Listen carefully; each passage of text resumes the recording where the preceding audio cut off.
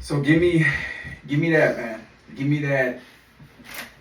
How did we get there all day from 7 years? Okay, so eventually I leave Calipatria, all right? And so I ended up getting to 12 years, and they were, please, you finish a court case so we can get you the fuck out of here. They can't ship me until I dispose of my court cases. And so they ship me, and I go to Pelican Bay. And while I'm down in Pelican Bay, I had some friends call me down to South. Basically, I touched on earlier, like, when you're up in the Pelican Hills isolation units, you're asking friends, you're writing to them and telling them, hey bro, anybody in the county down there, in LA County or wherever, you got a case, because you're doing a murder case, or a big case, you can slide witnesses in that can impeach other witnesses.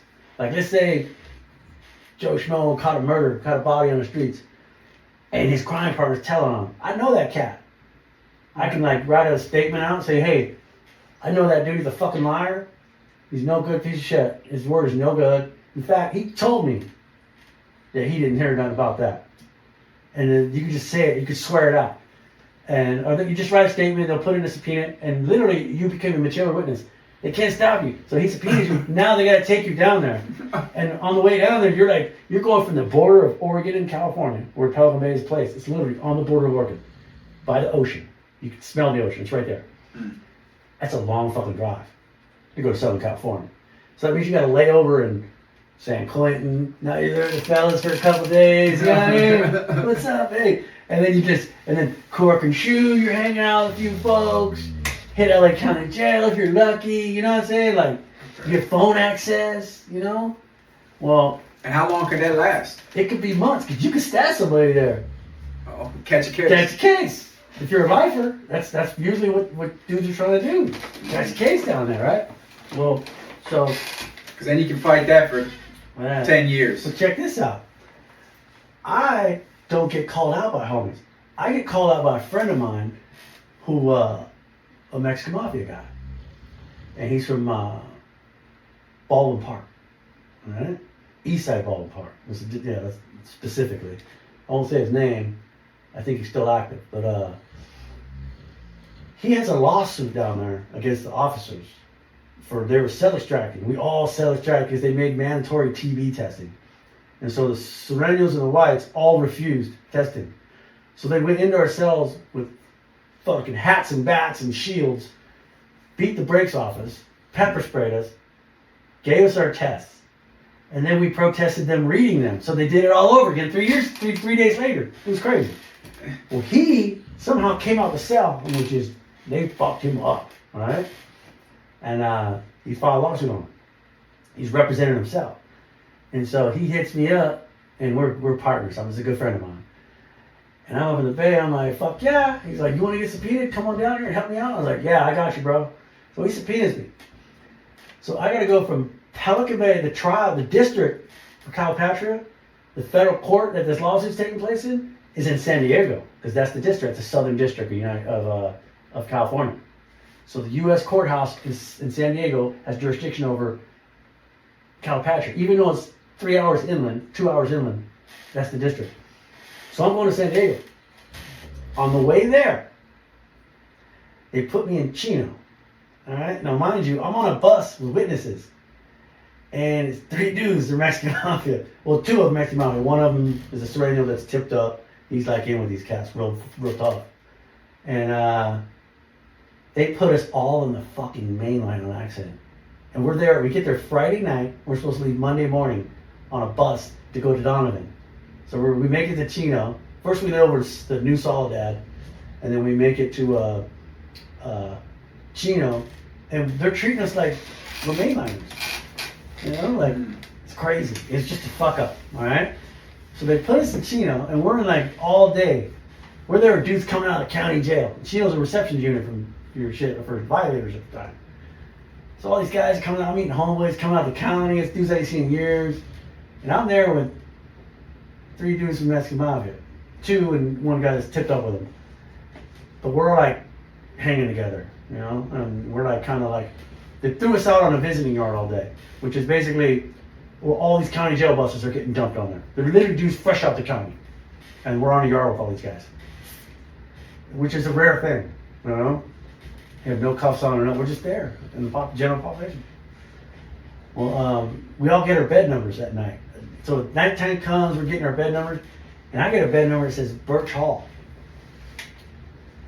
And Birch Hall is it's a fucked up unit. They put dudes there that are decent, but they also put queers with titties and dudes on psych meds and shit. And they put hideout guys there, you know? And since I'm young, they put me there. I mean, I look young, bro. I'm probably 20 something, 21 or something like that. And I look young, bro. I little blue-eyed, sandy blonde hair, you know? Right. Like 140 pounds. I was just a young whippersnapper. Hey, but anyways, so I go there, and these guys, they're laughing. Hey, what are they? You know, like, fucking, you're going to Birch. And I was like, fuck. Which means, the thing about reception center is, you get there on a Friday night, they're running yard Saturday.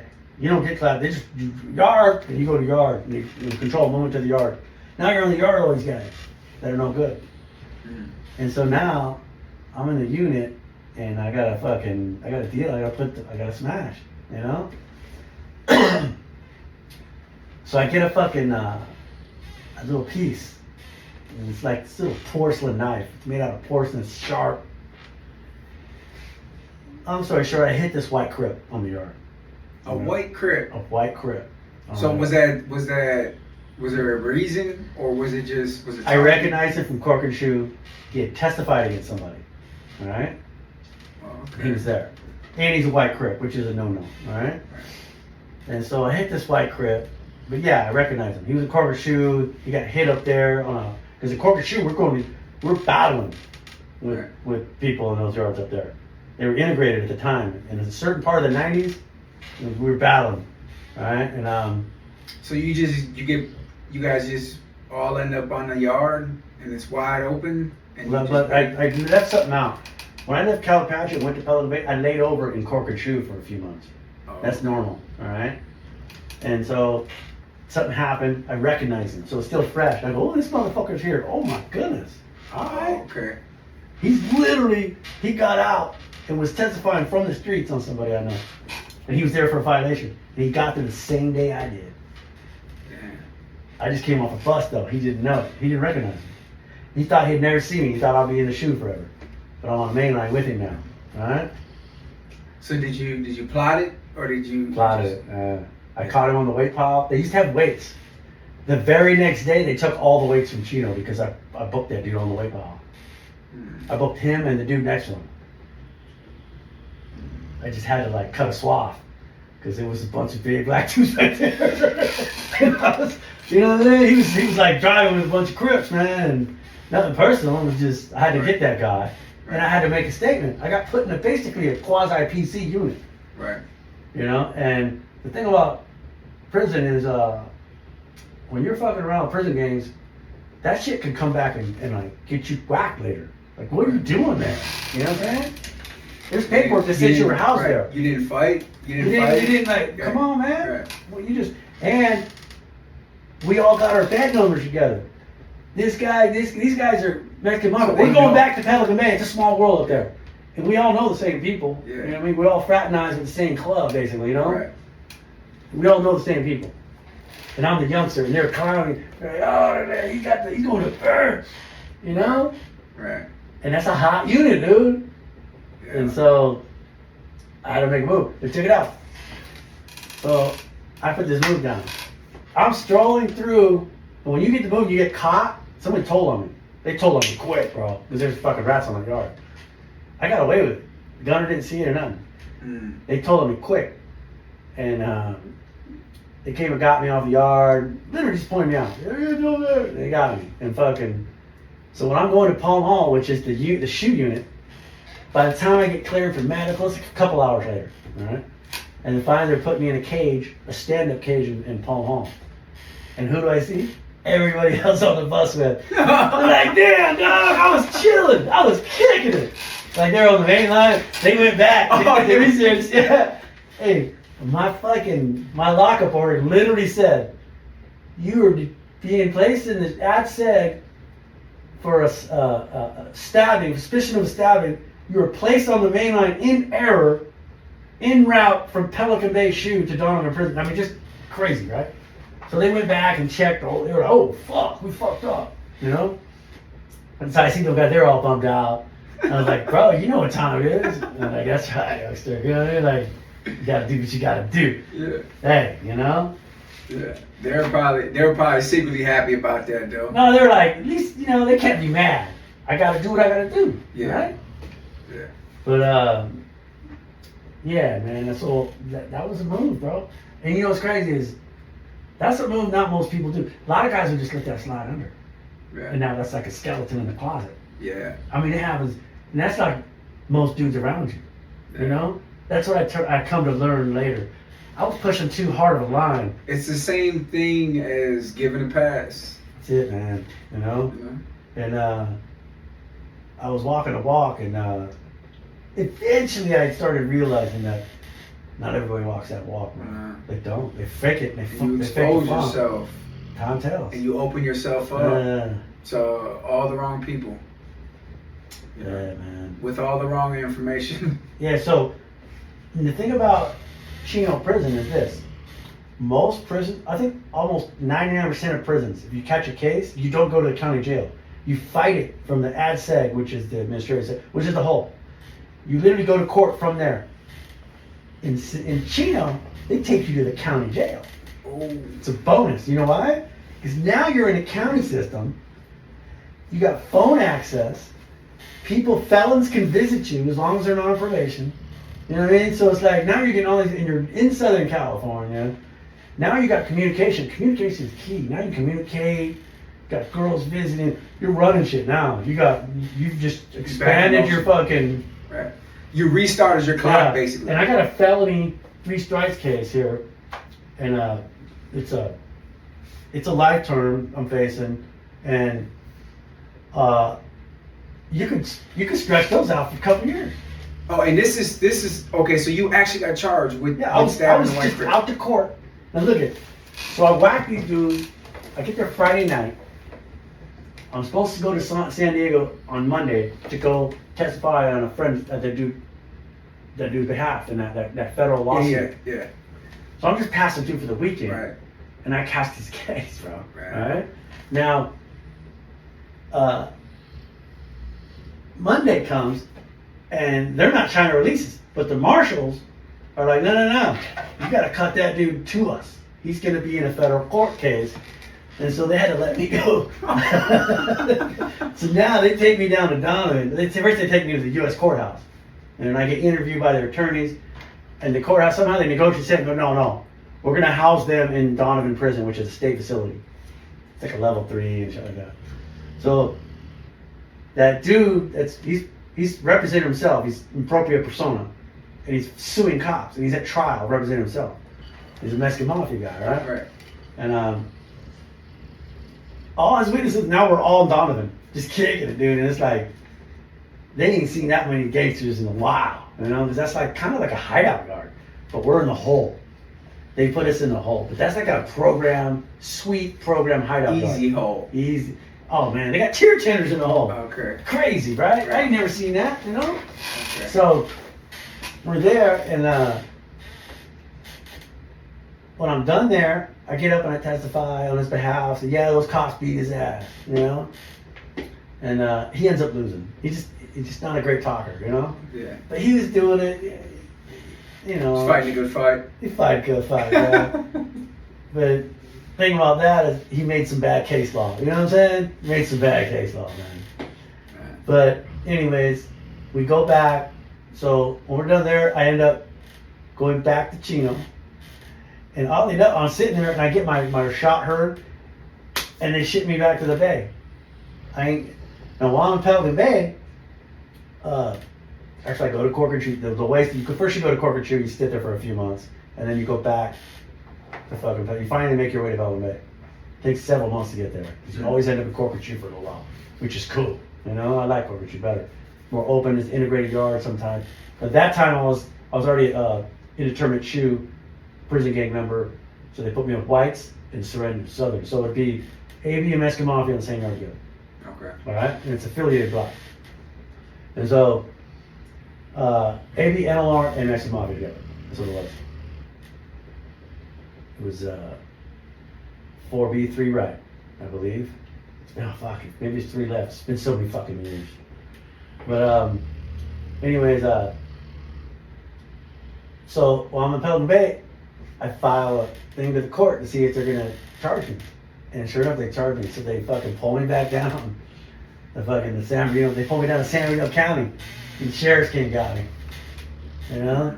So now I'm in the county kicking it, chilling. Why would you ask him to? You asked him to charge you? No, I said, charge me now or drop it. There's a form you give, I think it's 1381, where they have, it puts them on like a timeline. Where they have to do it or not. Instead of just. And they waive the right. Like a statute of limitation or something. They waive the right. So I invoked the 1381. I think it's 1381. It's fucking years ago. But fuckers followed on me. I wasn't mad. I was hopeless. My date, and now I got 19 years. I'm doing every fucking day of it. And it's that's how they do and when it? you're young, I've already stacked too many cases. I lost all my good time. Oh shit. You don't get no time off. I was past it and young, you know? Yeah.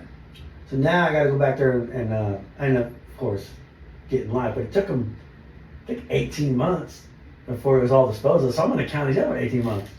But why am I in the county jail? So you're going to trial?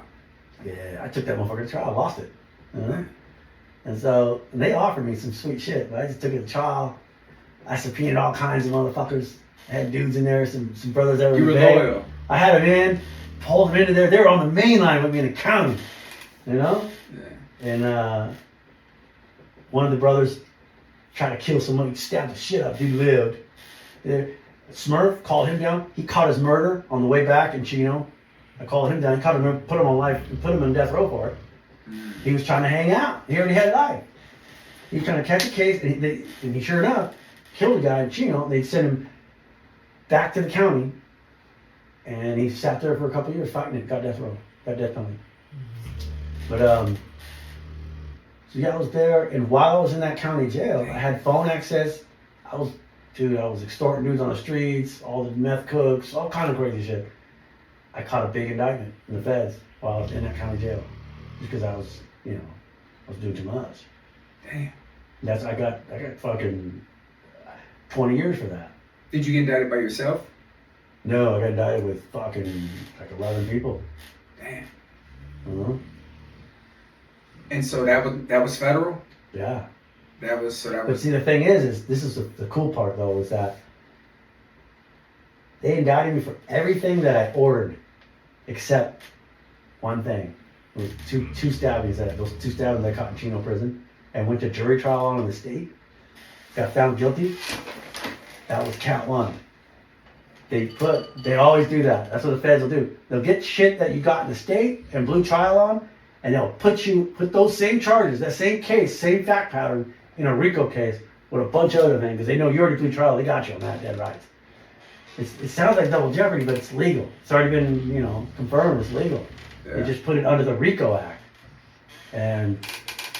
But the cool thing they is did that. They did that to. They do that to a lot of people. Yeah. So on our indictment, there was a dude named Platinum, and he got charged in the state. He killed 2 dope fiends. He killed 1 dope fiend. So he got a trial on that. He got a case on that in the state. And then he went to the state, and then they indicted him with us. And they put those same facts. And they put that charge. That's right. They put that charge on. That's how they got me. So they got me on that, but I got lucky because they used that case, right? By law, they had to start my RICO case from the day of that incident because I was in custody. And so by the end, dude, by the time I got my fucking life sentence overturned, I'm time served on my federal case. You know what I'm saying? The only thing is I had to give them probation when I got out. 3 years probation. Usually you get like 5. I got lucky. So did you ever hit a federal yard? No. No? No. It was all California. Yeah, so this is how they do it. The feds, normally they'll bootleg that shit, but they use that case that I caught in the state. And my lawyer invoked some law, I don't know what it was, but I can't remember it. It's just been so long, but the clock ticks from that date of incident. I was in custody the whole time, you know, and so I got credit. I just owed them probation, and probation and hella fines. Damn, man. And now I've been out for 16 months. I gave him a year clean. Discharge that shit. I'm free and clear, bro.